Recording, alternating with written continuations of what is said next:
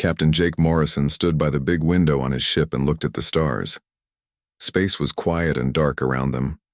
His ship, the UES Valiant, was flying through empty space on a normal patrol. Nothing exciting had happened for weeks.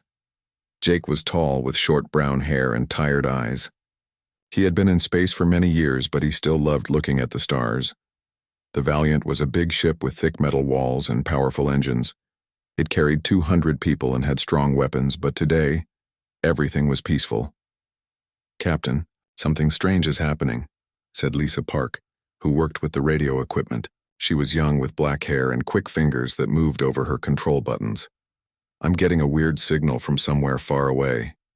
Jake walked over to look at her screen.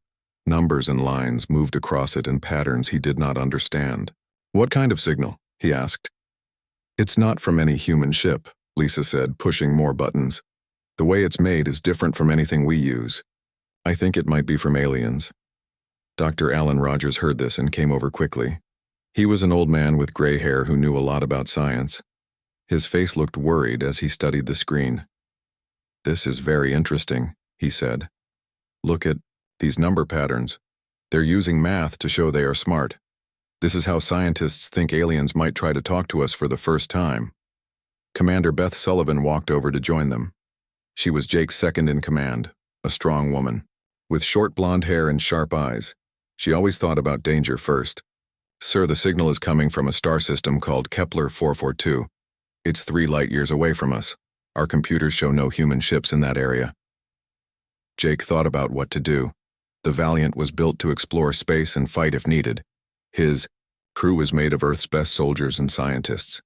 They were far from home and no other human ships were nearby. "Lisa, can you figure out what the message says?" Jake asked. "I'm trying, sir. The aliens are using pictures made of math and basic science ideas. Give me some time to work on it." While Lisa worked, Jake thought about how humans had spread across the galaxy. 50 years ago, people on Earth figured out how to travel faster than light. Since then, they had visited many star systems, but they only found old ruins and dead planets. They had never met living aliens before. The bridge was quiet except for the soft humming of computers. Everyone waited while Lisa tried to understand the alien message. Jake felt excited and nervous at the same time. This could be the most important day in human history. "I got it, Captain," Lisa said after 20 minutes. "The message is from aliens who call themselves Zephyrians. They say something called the Vrak Consortium is attacking them. They're asking for help from anyone who can travel between stars." Dr. Rogers pulled up a map of the stars on his screen. The message says, "The Zephyrian system has 4 planets where people live. They say almost 8 billion aliens live there." 8 billion lives, Jake said quietly. He felt the weight of that number. So many people were in danger, and his ship might be the only one that could help them. Beth checked her computer. "If we push our engines as hard as they can go, it will take 18 hours to get there." Jake knew this was dangerous. They did not know what they would find when they got there. Earth Command was weeks away and could not help them. But Jake could not stand the thought of 8 billion people dying when he might be able to save them. The bridge was very quiet. Everyone looked at Jake, waiting for his decision. He had always believed that when good people could help others, they should help. It did not matter how dangerous it was. "Set course for the Zephyrian system," Jake said in a strong voice. "Tell everyone on the ship to get ready for battle.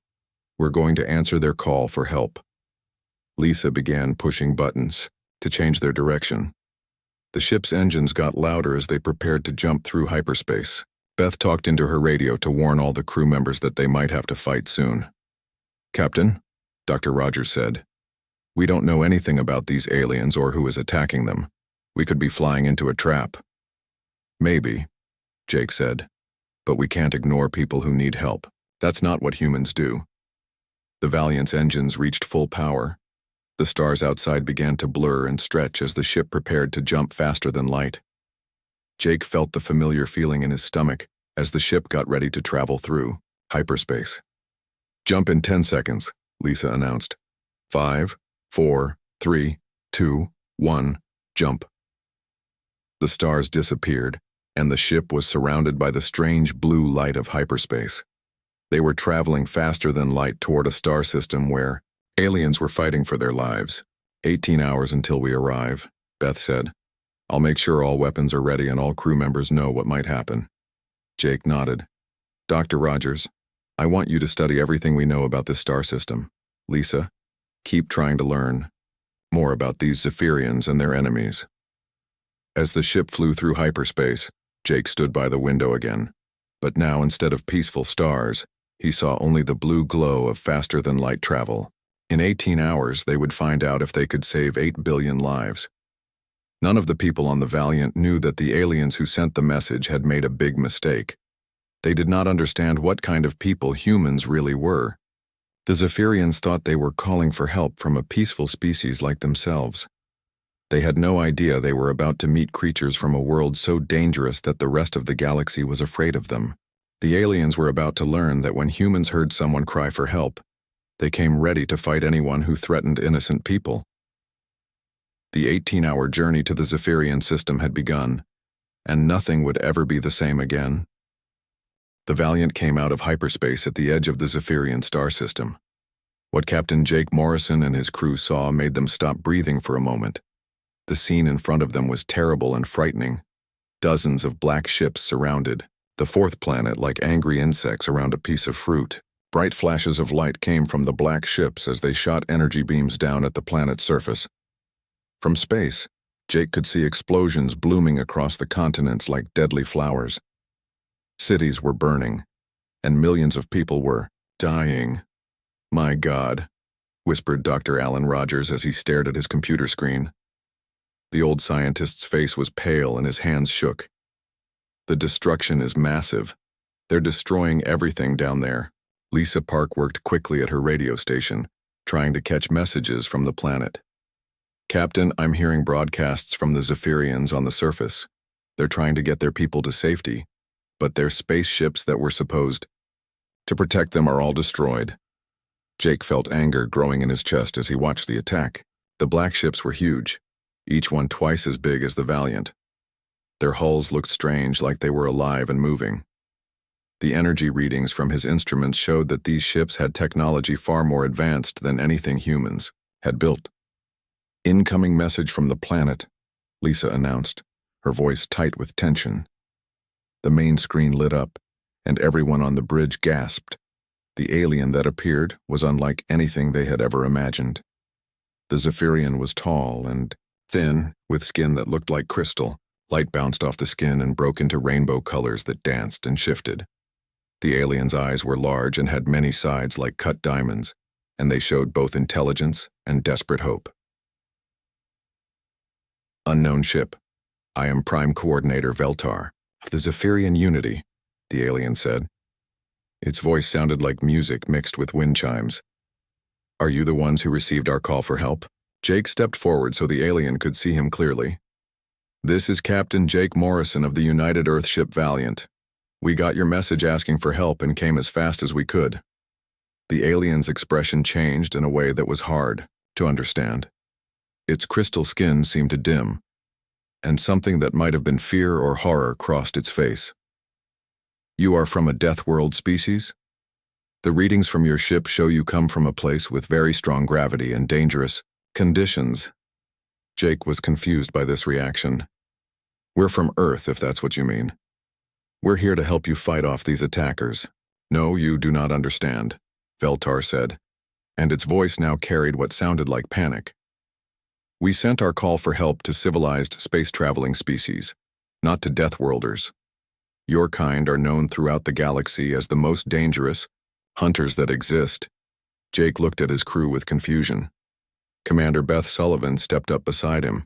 I'm not sure what you mean by Deathworlders, but we're here to help you against whoever is attacking your people.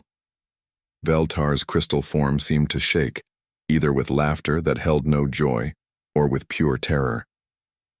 The Vrak Consortium chose our system to attack because we are a peaceful species. We have no weapons of war, no soldiers. We sent our call for help because we hoped the Galactic Council's peacekeeping forces would come to save us. Well, you got us instead, Beth said with a hard smile. And we definitely have weapons. On Jake's tactical screen, several of the black Vrak ships had noticed the Valiant and were turning toward them. The enemy ships moved fast through space, but not faster than human military ships that were built specifically for fighting. "Captain," called out Ryan Clark from the weapons station. He was a young man with steady hands and sharp eyes who had trained his whole life to fight. "We have 12 enemy ships coming toward us. They're powering up their weapons to shoot at us." Jake felt the familiar calm that came over him before a battle. He had fought space pirates and hostile alien machines before, but never anything like this. He turned back to the screen where Veltar still waited, the alien's fear clear even across the differences between their species. "We may not be what you expected when you called for help," Jake said in a steady voice. "But we're what you've got right now. Get your people to safe places underground. We're about to show these Vrak what happens when they pick on innocent people." The first Vrak ship fired its weapon, sending a beam of bright energy across space toward the Valiant. The beam hit their protective shields and made the whole ship shake, but the shields held strong. Jake smiled, but it was not a happy smile. It was the smile of a predator that had just been challenged. "Ryan, show them what human weapons can do," Jake ordered. The Valiant's main guns turned toward the attacking Vrak ship and fired. The human weapons had been built to fight the toughest ships Earth could build, and they hit the alien vessel with incredible force. The Vrak ship exploded in a ball of fire and metal that lit up the darkness of space. Direct hit. "Target destroyed," Ryan reported with satisfaction in his voice. On the planet below, Veltar watched through long-distance sensors as the single human ship destroyed one of the Vrak vessels in a single shot. The alien's fear grew even stronger as it began to understand what kind of beings had answered their call for help. "This is impossible," Veltar whispered to another Zephyrian standing nearby. "One ship cannot fight an entire fleet and win. The Deathworlders are doing exactly what their reputation says they can do," the other alien replied nervously. "Maybe we should have been more careful about who we asked for help." In space, the remaining Vrak ships hesitated. They had expected to destroy the single unknown vessel quickly, but instead they had lost one of their own ships in seconds. The human vessel was smaller than theirs, but its weapons were incredibly powerful. The Vrak ships began to spread out, trying to surround the Valiant from all sides. But Jake and his crew were ready for this. They had trained for battles where they were outnumbered, and they knew how to use their ship's speed and weapons to their advantage. "Here they come," Beth said as she took control of the ship's movement. "Hold on, everyone. Let's show these bullies what humans do to people who hurt innocent families." The real battle was about to begin, and the aliens on both sides were about to learn why humans were called Deathworlders. The battle started with the Vrak thinking that one human ship could not possibly be a threat to their fleet of 40 vessels. This belief lasted exactly 37 seconds before everything changed. Lieutenant Commander Ryan Clark had been training for space combat since he was a teenager. His fingers moved over the weapon controls like a pianist playing a deadly song. The targeting computer locked onto the lead Vrak ship as it came closer to attack. "I have a clear shot, Captain," Ryan said calmly. "Fire at will," Jake ordered. The Valiant's main guns erupted with focused plasma fire that lit up the darkness of space. The human weapons had been designed to punch through the strongest armor that Earth's engineers could build. When the plasma beams hit the strange living hull of the Vrak ship, the results were spectacular. The alien vessel exploded in a brilliant flash of light that could be seen from the planet's surface. Pieces of metal and burning debris scattered in all directions like a deadly firework display. "Direct hit. Enemy ship destroyed," Ryan reported with grim satisfaction. The Vrak fleet stopped moving for a moment. They had not expected such devastating firepower from a single ship. Their pause lasted only a few seconds before they realized they were in serious danger and began to move in coordinated attack patterns. 12 ships coming from the right side, reported Kate Williams from the sensor station. She was young but had sharp eyes for reading the computer displays. "They're trying to surround us so we can't escape." Captain Jake Morrison felt the familiar rush of combat. This was what he had trained for his entire adult life. "Beth, take us into evasive pattern Delta. Show them what a human pilot can do when the safety limits are off. Commander Beth Sullivan cracked her knuckles and took direct control of the ship's movement. The Valiant twisted and spun through space with an agility that seemed impossible for such a large vessel. The ship dodged energy beams while returning fire with deadly accuracy. Every movement was calculated to put them in the best position, to shoot while making it hard for the enemy to hit them. Beth had grown up flying racing ships in Earth's atmosphere before joining the military. She knew how to make a ship dance through space like it was alive. The Valiant rolled and dove, its engines roaring as it avoided one energy beam after another. Dr. Alan Rogers was listening to the alien radio communications, and his face showed amazement. "Captain, I'm picking up VRAC transmissions. They're calling for more ships to help them, and they're referring to us as apex predators. They sound genuinely terrified." "Good," Jake replied, as another VRAC ship exploded under the Valiant's guns. Scared enemies make more mistakes. On the planet's surface, Prime Coordinator Veltar watched the battle through powerful telescopes. The single human ship moved through the VRAC fleet like a hunting shark swimming through a school of fish. Each time the human weapons fired, another VRAC vessel turned into burning wreckage. "This should not be possible," Veltar whispered to his assistant. "One ship cannot defeat an entire fleet of advanced warships. The Deathworlders are living, up to every terrible story we have heard about them," the assistant replied, his crystal skin flickering with nervous colors. "Perhaps we should have been more careful about who we called for help." In space, the Valiant had destroyed 8 VRAC ships when the aliens changed their strategy. Instead of trying to fight the human ship directly, they began to bombard the planet more heavily, using the civilian population as a shield to protect themselves. "They're targeting cities," Lisa Park reported urgently from her communication station. "Massive energy readings over the main population center. They're going to kill millions of people." Jake's expression became hard as stone. This was exactly the kind of cowardly tactic he expected from bullies who attacked peaceful people. "Ryan, target the ships that are shooting at the planet. Beth, get us between them and those cities. Sir, that puts us directly in the crossfire from the entire fleet," Beth warned. "We'll be taking shots from every direction."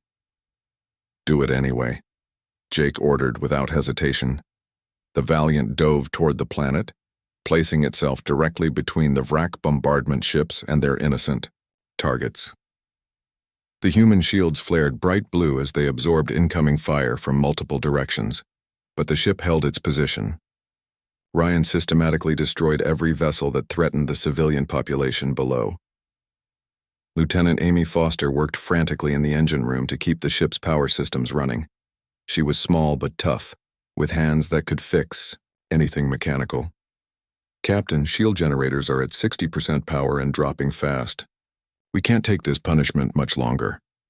Jake was about to respond when new contacts appeared on the sensor displays. 20 more VRAC ships dropped out of hyperspace, fresh reinforcements answering their fleet's call for help. The new ships were larger than the first group and carried heavier weapons.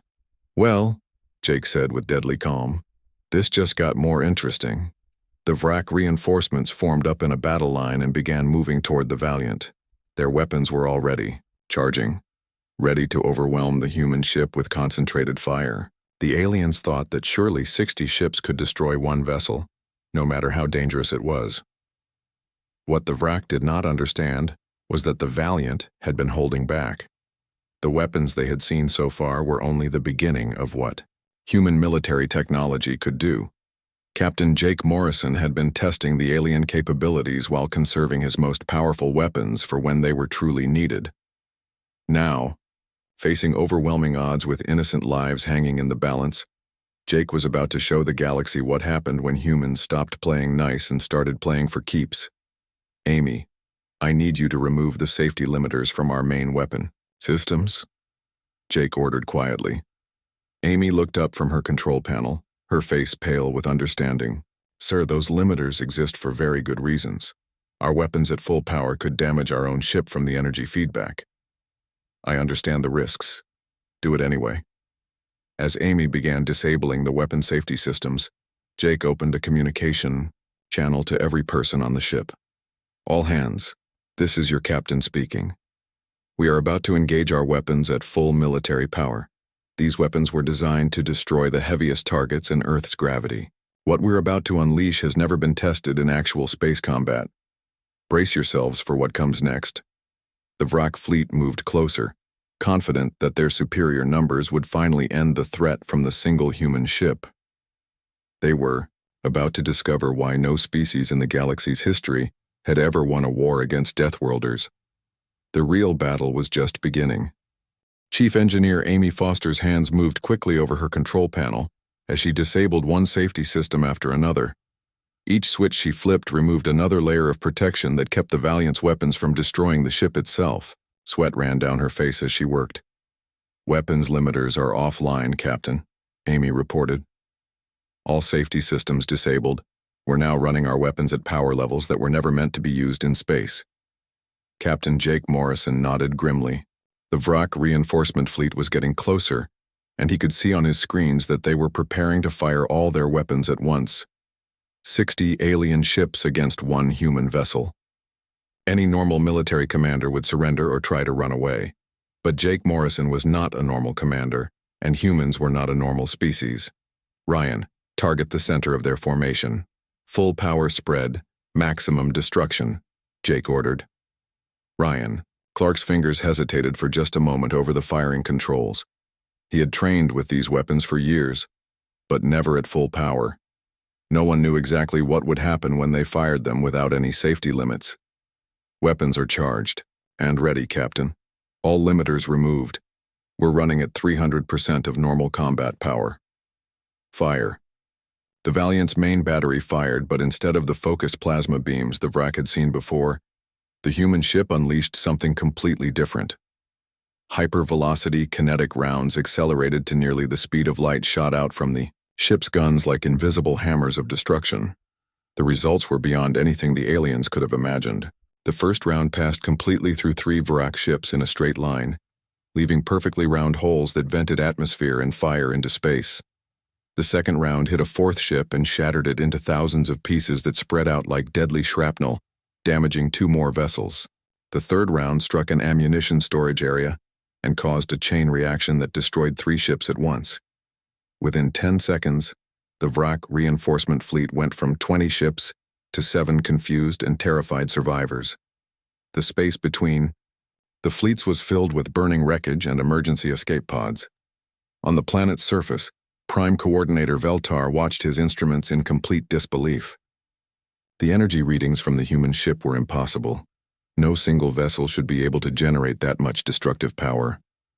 How can this be real? He whispered to himself. Dr. Alan Rogers, who was monitoring all alien communications, looked up with amazement.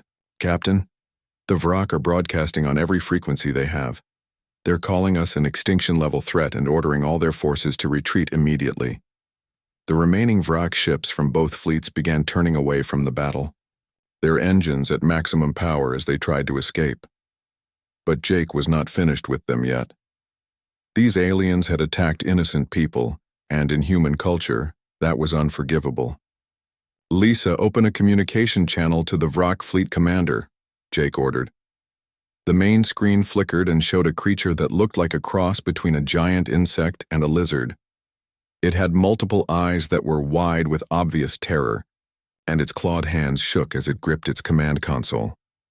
I am Captain Jake Morrison of the United Earthship Valiant, Jake said in a calm voice that somehow made his words even more frightening. You attacked civilians who could not defend themselves. In human society, that makes you what we call the bad guys. You have exactly 2 choices. Surrender right now and face justice for your crimes, or try to run away and face complete annihilation. The Vrak commander's translator made his response sound stammering and afraid. We did not know that Deathworlders would answer their call. This is against all galactic laws. Deathworld species are not supposed to interfere in conflicts between civilized races. Commander Beth Sullivan stepped forward with a cold smile. Then you should not have started a fight with civilized people. Jake leaned toward the screen, his eyes hard as steel. You have 30 seconds to decide what you want to do. The alien commander looked at his tactical displays. which showed the burning remains of most of his fleet. He looked at the energy, readings from the human ship, which his computers said were impossible. He looked at the faces of the Deathworlders on his screen and saw something that made his blood run cold. These creatures were not just powerful, they were angry, and they fought not just for victory or survival, but for ideas like justice and protecting the innocent. The commander realized that he was facing something far more dangerous than superior technology. He was facing beings who would die before they let innocent people be hurt. "We surrender," the Vrak commander said quickly. "All ships stand down. We surrender unconditionally." 3 hours later, Jake stood in the Valiant's main meeting room with Prime Coordinator Veltar, who had been brought up to the ship in a small transport. The alien's crystal skin was dim and showed swirling patterns that Jake was beginning to understand meant confusion and stress. "I must apologize, Captain Morrison," Veltar said carefully. "When we sent our distress call, we specifically hoped to avoid contact with Deathworld species. Your reputation in the galaxy is quite frightening to most civilized races." "What exactly is our reputation?" Jake asked, genuinely curious.